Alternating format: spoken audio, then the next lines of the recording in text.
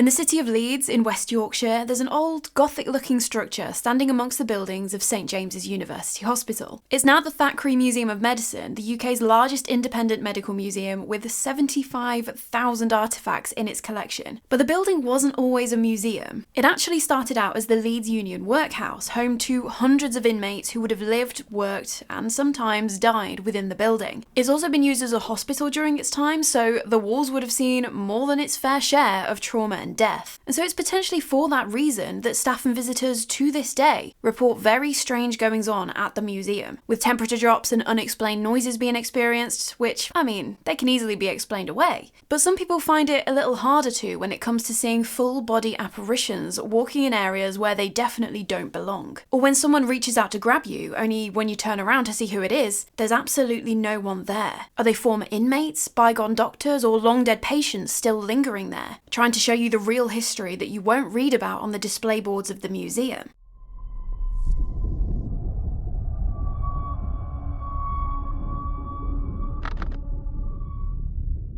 So to get started, let's go all the way back to the 19th century, and specifically the 1840s. And the current workhouse in Leeds at the time is just not fit for purpose anymore. It's bursting at the seams, but there's just more and more demand being placed on it. And so the Leeds Guardians, who are a group of people who were basically put in charge of providing for the poor of Leeds under the new Poor Law, they decided that a new workhouse was needed. And so in 1858, they started constructing a new workhouse on Becket Street, which opened its doors in 1861. And this site on Becket Street, this was already the spot of the Moral and Industrial Training School, which had opened in 1848, and this was where children would be required to work at shoemaking for 9 hours a day. The workhouse was built to accommodate 784 paupers, which was a name given to a poor person who was receiving relief from the parish through the Poor Law or charities or anything like that. And over the years, they continued to add and expand this site into a bit of a complex, and they started building a whole separate infirmary in 1872, which was opened 2 years later. And by 1881, because of the census records, we can see that there were still 450 paupers living and working in the Leeds Union Workhouse. And in some cases, it was entire families here, because if you had kids, they would be right there with you too, babies as well. There were quite a few 12 months, 6 months, and even a month old living at the workhouse. And okay, right, through our modern day lens, the conditions would have been bad. The work would have been hard, not the cleanest of places, and even back then, if you could help it, a workhouse was not somewhere that you wanted to end up. But that was kind of the point. The whole reason that they'd overhauled the old poor laws was because it was costing too much to look after the poor of the country. And so under the Poor Law Amendment Act in 1834, the aim was to stop just straight up giving money to the poor who were able-bodied, and therefore able to work, and instead, well, if you're really that hard up, then you need to check yourself into the workhouse. And I'm going to shout out the utterly brilliant historian Penny Griffiths-Morgan here, because it was her talk about the actual realities of the workhouse which completely changed my view of them. Because they actually really weren't prisons for the poor in the literal sense. People weren't dragged here kicking and screaming. It wasn't this lock them up and throw away the key because they're poor type deal. Okay, they were called inmates, and they did have to wear a uniform, and they lived behind high walls so that the rest of the world didn't have to see them. But you could go to the porter on the front gates and check yourself out. The only delay in walking out the door was that they'd have to go and get your clothes that you were admitted with, which were usually stored off-site. And let's be honest, if you're that down on your luck financially, it's likely that the uniform is more fit for purpose than the scraps of clothes on your back anyway. And as for what you'd be doing in the workhouse, yes, the work was hard. Able-bodied inmates might find themselves doing super fun things like breaking stones or picking apart ropes in the process called oakum picking. Women would probably be doing more homemaking jobs like cleaning, sewing, doing laundry, things like that. But kids, they would be given an education alongside training for a job, apprenticeships and such like. And yes, it would be regimented, long hours, 6 days a week. If you were doing something like stone breaking or bone crushing, yeah, conditions were pretty awful. Oakum picking would kill your fingers, things like that. It wasn't a holiday. But if you were elderly or infirm, you weren't expected to work. If you were suffering with mental health issues that weren't severe enough to put you in an asylum, but it meant that you couldn't cope on your own out in the big wide world, again, you'd end up housed here. You weren't sentenced to endless hard labour for it though. At the end of the day, the point I'm trying to make is they wanted to make sure that the workhouse wasn't somewhere people aspired to be. The goal was to make the workhouse just uncomfortable enough so that it was still better to earn a living outside the walls. So yeah, it wasn't spotless, it wasn't comfortable, it wasn't a place you wanted to find yourself for sure. But especially towards the latter decades of the 1800s, it wasn't the horror show that some people,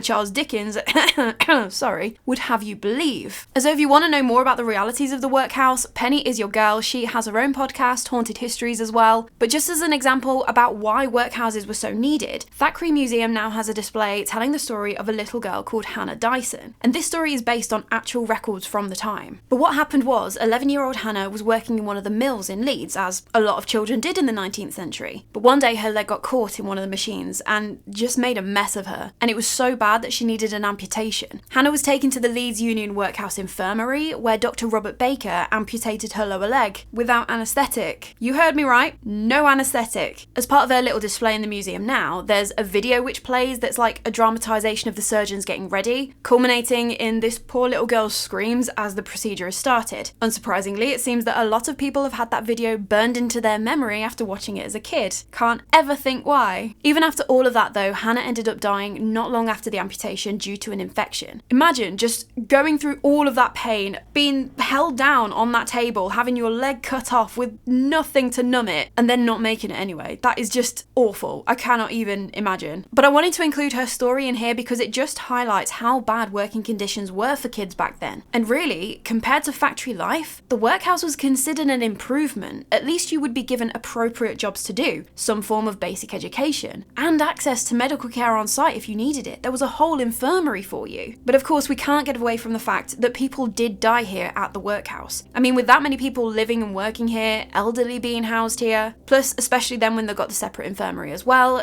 death was inevitable. And then with a lot of those who passed away, they weren't taken very far. There's a cemetery across the road called the Beckett Street Cemetery where a lot of them were buried. Just as a side note that may or may not have anything to do with the stories mentioned in the latter half of this episode. But the workhouse continued to operate, continued to house the poor of Leeds. However, by the late 1800s, going into the 1900s, the whole setup was starting to shift a little. It became less about working and providing relief to able-bodied people, and more about taking care of the poor who needed medical help. And so the infirmary ended up taking on more of a significant role rather than the workhouse itself. And then we get to the First World War. In March of 1915, the Leeds Guardians offer the workhouse and infirmary to the War Office so that they can use it as a hospital for wounded soldiers. The last of the remaining workhouse inmates were transferred to Hunslet, and the site on Beckett Street became the East Leeds War Hospital. And so soldiers who were wounded on the front lines in France would be taken to Leeds by train, where they would then be transferred from the train station to the hospital by Army and Red Cross ambulances. And so I mean, war wounds, pain and trauma that the hospital would have seen during this time would have been unimaginable. After the war though, in 1925, the medical superintendent, Dr. James Allen, he'd been in charge since 1881, so almost 50 years by this point. He retired, and so the hospital was renamed in his honour, as well as in the honour of Sir James Ford, who had basically overseen the whole transition from workhouse to hospital. Would have been really interesting to know if Sir James Ford had had a different name, whether it still would have been in his honour, or whether it was just because, well, his name's James too, so sure, it's because of your work as well. I don't know, just things I think about. By the time the Second World War had rolled around though, St. James's was ready. They'd already been busy building a bunch of new facilities, and they kept whole wards empty so that they had the space ready for any civilian casualties from air raids and such. Luckily, they didn't need those wards though, and they stood empty. By 1945, the entirety of the workhouse had been merged with the hospital, and in 1948 it became part of the brand new National Health Service, the NHS. And so even up to this point, it's still been through quite a lot, right? Coming from a last resort of the poor and destitute to a significant part of healthcare in Leeds. But after 50 years, the buildings were beginning to show their age. The really old parts of the hospital complex, the Victorian workhouse, naturally just wasn't fit for purpose in modern medicine anymore. And so in the 1990s, the hospital moved out of it, leaving it empty, as St. James's continued to develop the area with newer hospital wings and things like around the old buildings. Because the Victorian buildings were Grade 2 listed, luckily, they couldn't be demolished. And instead, Parliament gave permission for a museum to be housed there instead. The Thackray Museum of Medicine, which has a pretty interesting origin in itself anyway, as a pharmacist called Charles Thackray, along with his business partner, a chartered accountant called Henry Scurra Wainwright, they brought a corner shop pharmacy on Great George Street in Leeds in 1902. It didn't stay as a humble little operation for too long though. They got into the production of medical instruments. They won contracts from the War Office for dressings and things during World War I. And I mean, oh, no big deal or anything, but they were only the guys responsible for the pioneering of the hip replacement surgery, as they collaborated with Sir John Charnley. Just out here changing lives, you know. The family business kept going from strength to strength when in the 90s the decision was made to sell on the company so that it could continue to grow.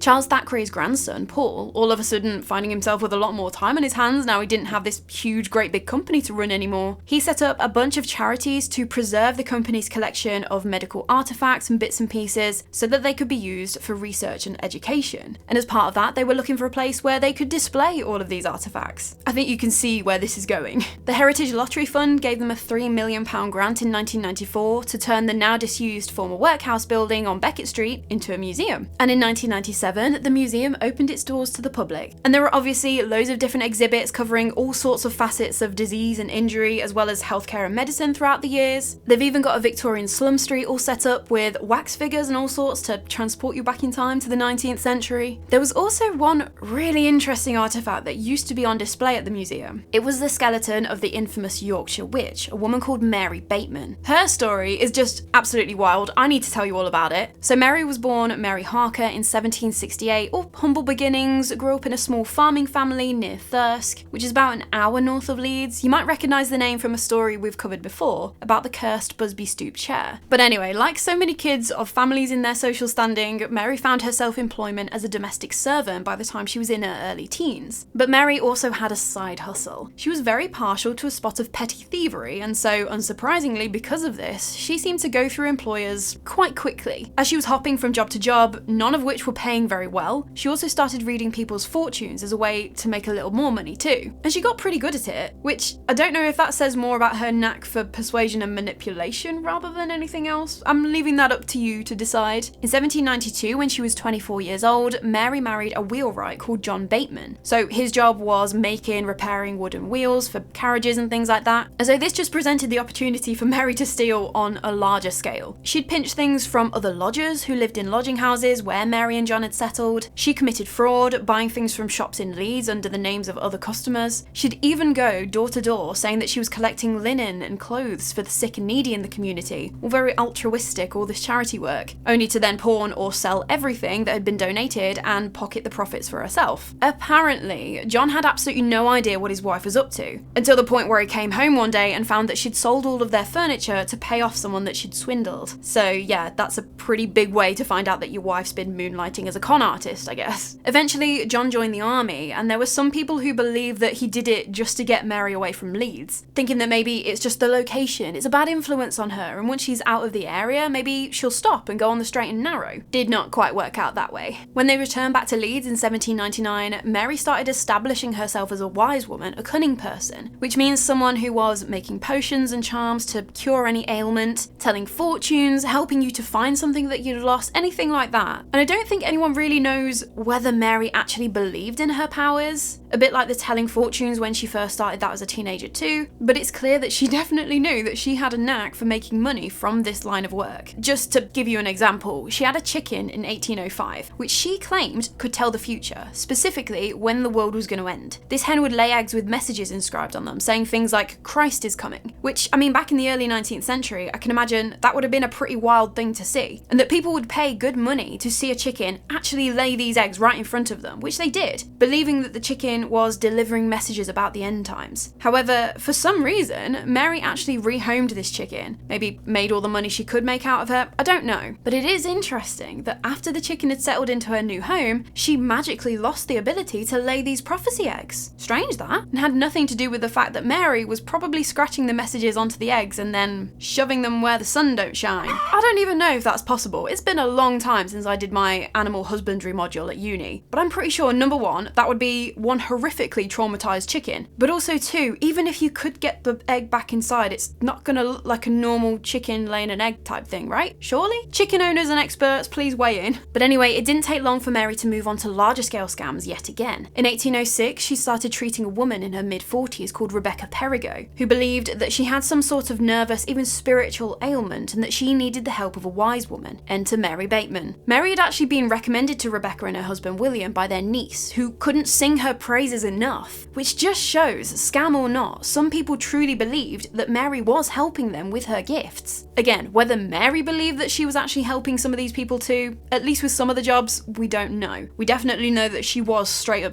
scamming a lot of other people too, so there's that. The Perigos were desperate to get to the bottom of what was going on with Rebecca though, and so they gave her whatever she asked for. Over a period of 10 months, Mary was given £70 worth of money, furniture, other valuables, equating to just over £5,000 in today's money, and in exchange, she would give the Perigos instructions on what they needed to do to save Rebecca, because her whole shtick was that she was in communication with wise women who lived further afield, and so they all corresponded via letters. These fictional wise women, they're far enough away that no one in the area is going to be able to check up on whether they actually exist, and also Mary can make a little extra money by being in charge of quote-unquote posting these letters, which obviously she wouldn't, so she'd make more money from charging posting fees. She'd told the Perigos that she had sewn charms and guineas into their mattress to help protect Rebecca, and she'd even told the husband and wife that they were about to fall ill and they needed her special powder to protect themselves. And the Perigos, they ate it up. I mean, literally. They were given these powders which they were instructed to cook into puddings and eat every last scrap of it. Destroy whatever was left over, don't give it to anyone else, especially don't give it to your animals. This is to protect you and you only. They did as they were told, they had the first pudding, everything was fine, but as they kept up with these medicinal puddings, they started to get violently ill. By the 6th one, William only managed one bite of his, while Rebecca, being the good little patient she was, she soldiered on and ate it all up. Both of them felt awful after this one, but Mary gave them this honey powder concoction which was supposed to offset any negative side effects. A week after eating this 6th pudding, on the 24th of May 1807, Rebecca passed away. She was described as having a swollen tongue and discoloured and distorted features. Despite this, William didn't suspect anything was amiss. Mary had told them the sickness was coming. Sometimes medicines just don't work. That's the way of the world, isn't it? So he continued to consult with Mary, asking her what had gone wrong, why had his wife died, how could he protect himself, just asking all of these questions, all the while still paying Mary for her services. Eventually, of course, the money ran out. Remembering how Mary had said that she'd sewn those guineas into their mattress to protect Rebecca, who clearly wouldn't be needing them now, William went to open up the bed. Inside, he did not find the guineas. Apparently, there are different versions to this part of the story. Some say that he found pennies or scraps of paper, others say he found cabbage leaves. But either way, he quickly twigged right then and there that he had been totally done over. On the 20th of October 1808, William went to the authorities and told them everything. And I mean, you can just see from that, when Rebecca died in May 1807 to the 20th of October 1808, like that's how long he carried on consulting with Mary. So I'm sure that just stung even more. Mary was quickly arrested and weirdly enough, she was found with various substances on her person, including a very suspicious white powder, very similar to what had been given to William and Rebecca Perigo. What was it, you ask? Mercury chloride, a very deadly poison. She was imprisoned at York Castle where she awaited the next assizes in March 1809. In case you don't know, the assizes was basically, instead of having a local court like we do now, you had to wait for a judge to travel to your area, and while he was in the area, he would preside over all of the criminal cases that he needed to before moving on to the next area on his particular circuit. But Mary didn't give up her conning while she was in prison. She was still scamming prisoners while awaiting her trial. And when she eventually did get in front of a judge, the trial lasted 11 hours, and jurors needed only minutes to return a verdict of guilty for the murder of Rebecca Perigo. Immediately, she declared she was pregnant, pleading the belly so that she could be spared the noose, hoping to get a stay of execution and then a reduced sentence afterwards. She was inspected by a group of matrons, married women who had already been through childbirth, and was found that she was not in fact pregnant. And so she went to the gallows on the 20th of March 1809, 3 days after her trial. A crowd of 5,000 people gathered to watch Mary Bateman hang, and after the deed was done, her body was taken to Leeds General Infirmary, so not St James's, where surgeons dissected it and charged a threepence to view the corpse. Apparently, there was a legend that said that her skin was sold off in strips as a ward against evil spirits. Don't know how true that is, if at all, but there we go. Making money to the very end. Her skeleton then eventually ended up on display at the Thackray Museum of Medicine, where it stayed until 2015. I don't know where the skeleton was from her execution in 1809 until the museum opened in 1997. It must have just obviously come into the possession of the Thackray company at some point, but anyway. And the reason that I mention this particular artifact and the backstory, of which there is a lot more to it, she had poisoned other people too, Rebecca apparently wasn't the only one, it's because it's thought that during the time that the skeleton was on display at the museum, the building was haunted by Mary Bateman herself. I also did see one remark from someone where they said that there was a curse on her skeleton, and that if you took a photo of her remains, you would be in for a world of misfortune. If you've heard that one too, please do let me know. I only saw it once, so I'm not 100% sure of it, but I thought I'd mention it anyway. Her skeleton isn't actually at the museum at all anymore. It was moved to Leeds University. And so while she's not there anymore, you may be overwhelmingly not shocked to hear that the museum is a super popular spot with ghost hunters. Because even without Mary Bateman, the history within that building, the workhouse, the hospital, and now with the medical artifacts from over the years, they have led to a lot of people being adamant that the museum is definitely haunted. A lot of these stories seem to centre around one particular area of the museum, and okay, I'm gonna say I'm not surprised that it is this area, but there are two ways of looking at it, I guess. Let me explain. The recreation of the Victorian slum street is said to be the place where most of the activity allegedly takes place. So on the one hand, you could say, well, maybe it's where whatever is haunting the museum feels most comfortable. It's most familiar there. It's what they would have recognised from when they were alive, and that's why they manifest there. However, it has also got to be said,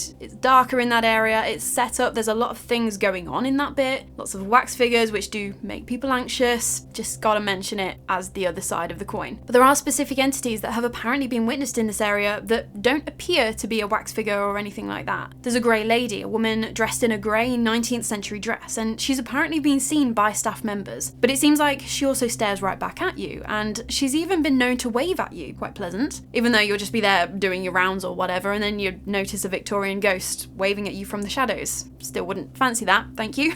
Then there has also been the apparition of a doctor in a white coat seen walking around the recreation street. Seemingly oblivious to his surroundings, he's just there doing his rounds for patients who aren't there anymore. Although sometimes he may just notice you. There was one story of a cleaner who was in the building one night after closing, and they were just there chatting with the receptionist, and the cleaner just so happened to look up and she sees someone staring right back down at her from 2 floors up.